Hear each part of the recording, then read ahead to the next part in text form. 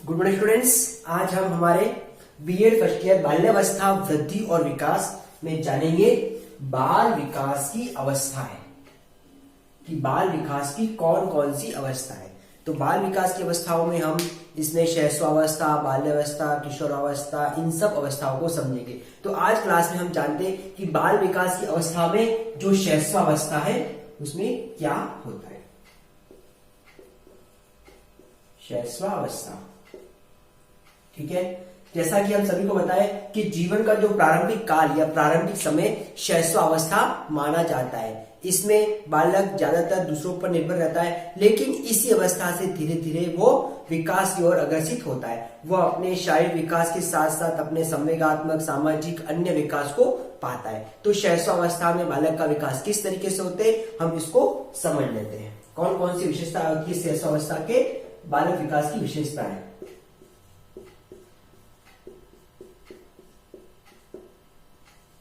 ठीक है, इसमें पहला है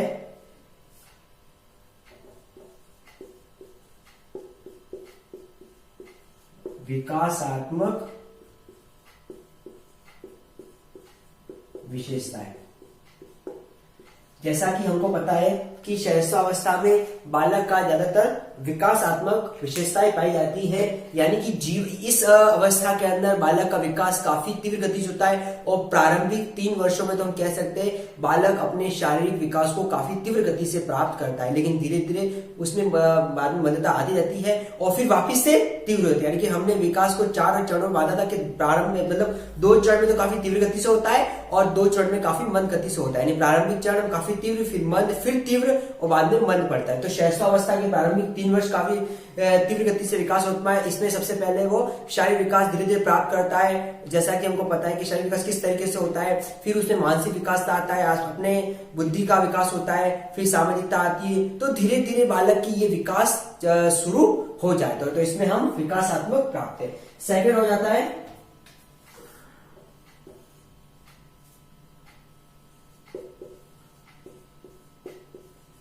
अधिगम संबंधी विशेषता। शैशवावस्था में अधिगम यानी सीखने संबंधी विशेषता भी पाई जाती है। इस अवस्था में हम देखते हैं कि बालक सीखने के लिए ज्यादा तत्पर रहता है। अब 3 वर्ष के बाद बालक, 2 वर्ष के बाद देखते हैं बालक जो भी वस्तु अपने आसपास देखता है उसको जानने का, उसको पहचानने का प्रयास करता है, ये क्या है, वो क्या है। तो इस तरीके से उसकी जिज्ञासा काफी होती है और सीखने का प्रयास काफी हद तक करता है। तो हम कह सकते हैं कि शैशवावस्था में अधिगम या सीखने संबंधी तत्परता भी पाई जाती है। आज हम कहते हैं कि बहुत से ऐसे बच्चों जो प्रारंभिक 2 या 3 वर्षों में काफी हद तक स्कूल जाने से पहले ही सीख लेते हैं या अपना अधिगम कर लेता है। तो इस अवस्था में सीखना काफी तीव्र होता है, बच्चा सीखता भी जल्दी है।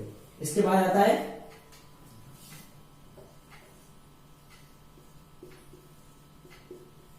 सामाजिक विशेषता। सामाजिक विशेषता को हम अपने से दूर नहीं कर सकते, क्योंकि मनुष्य एक सामाजिक प्राणी है। तो समाज में रहना यानी कि इस अपने अंदर सामाजिकरण करना जरूरी है। मतलब सामाजिक गुणों को अपने अंदर आत्मसात करना, सामाजिक गुणों को ग्रहण करना ही सामाजिकरण कहलाता है। तो इस सामाजिकरण के अंतर्गत शैशवावस्था भी प्रारंभ हो जाता है। सबसे पहले अपने माता पिता, फिर अपने आस पड़ोस मतलब अपने आसपास के जो लोग होते हैं, फिर उनको पहचानना शुरू कर देता है अपने। फिर धीरे धीरे वो बच्चा अपने भाई बहनों के साथ खेलता है, अपने आस पड़ोस के साथ खेलता है, अपने पड़ोसियों के संपर्क में आना शुरू कर देता है। इस तरीके से वो अपने परिवार से लेकर अपने परिवेश की परिस्थितियों को समझता है, जानता है। तो हम कह सकते हैं उसके अंदर धीरे धीरे सामाजिकरण आना प्रारंभ हो गया, यानी कि वह दूसरों को पहचाना, दूसरों से किस तरह से व्यवहार करना, दूसरों से किस तरह से हम अपनत्व भाव रखना, ये सारी चीजें वो धीरे धीरे सीख लेता है और अपने अंदर सामाजिक गुणों का निर्माण करता है। तो इस तरह से शैशवावस्था में बच्चों के शारीरिक विकास होता है, सीखने संबंधी विशेषताओं का निर्माण होता है और सामाजिक गुणों का निर्माण होता है। अब हम इसको कंटिन्यू करते हैं। शैशवावस्था में शिक्षा का स्वरूप।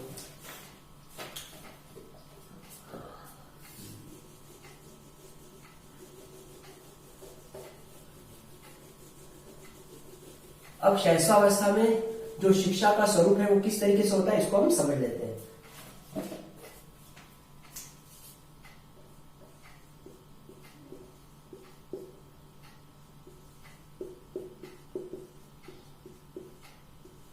शिक्षा के स्वरूप की बात करते हैं हम, तो शिक्षा के स्वरूप में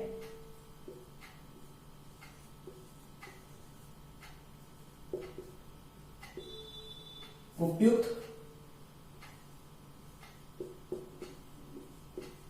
पर्यावरण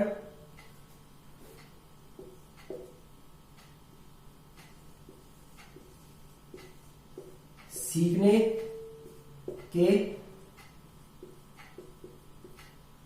अवसर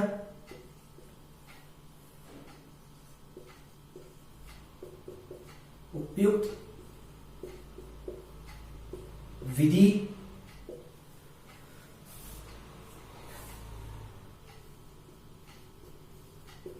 पाठ्यक्रम और अंतिम है शिक्षक की भूमिका। तो ये सहस्वावस्था में शिक्षा के स्वरूप के बारे में बताया गया है कि शिक्षा सहस्वावस्था के अंतर्गत इस काल में जो शिक्षा का स्वरूप है वो किस तरीके से होना चाहिए। सबसे पहले उपयुक्त पर्यावरण। बच्चा तभी सीखेगा जब उसका एनवायरमेंट अच्छा होगा। एनवायरमेंट का मतलब हुआ परिवेश, माता पिता, अब उसके आसपास के सदस्य, आसपास का वातावरण, परिवार के सदस्य अगर बच्चों को सिखाने के लिए जितना ज्यादा तत्पर रहता है बच्चा उतना ही सीखता है। हम देखते हैं बच्चों को ये 2 साल में ही हम उसको अल्फाबेट, वर्णमाला सिखाते, कविता सिखाते, राइम सिखाते, तो बच्चा उसको जल्दी सीखता है। यानी उसको पर्यावरणीय माहौल मिल रहा है, यानी उसको जब तक सीखने का अवसर मिलेंगे, माहौल मिलेगा, बच्चा तीव्रता से सीखेगा। इसलिए उसका जो उपयुक्त पर्यावरण होना चाहिए। सबसे दूसरी बात है सीखने का अवसर। उसको अवसर किस तरह से मिल रहा है? जब तक सामने वाले को अवसर नहीं दिया जाएगा तब तक नहीं सीखा। इसलिए अवसर भी देना जरूरी है। उसको सीखने के लिए जो परिस्थितियां उत्पन्न कर सकते हैं उस परिस्थिति को उत्पन्न करेंगे, अवसर करेंगे, तब बच्चा अच्छा सीखेगा।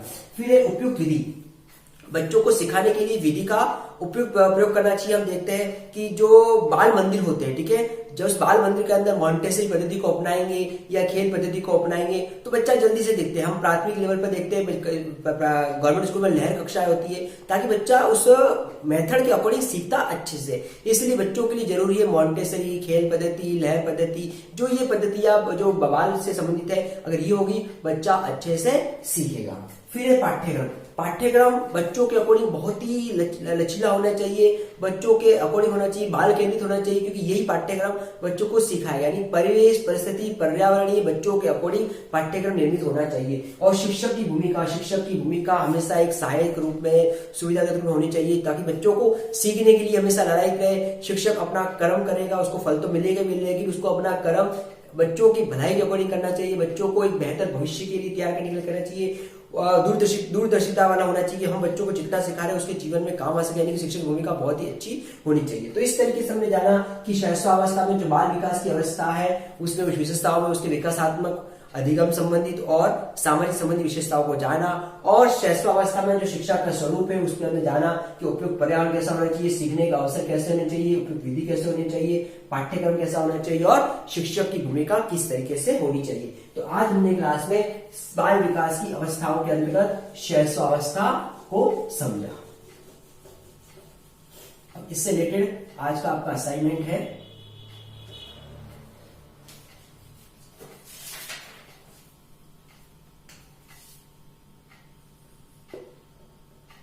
होमवर्क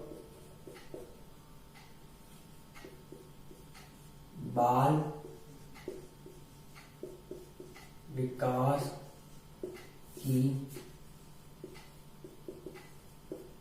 अवस्था में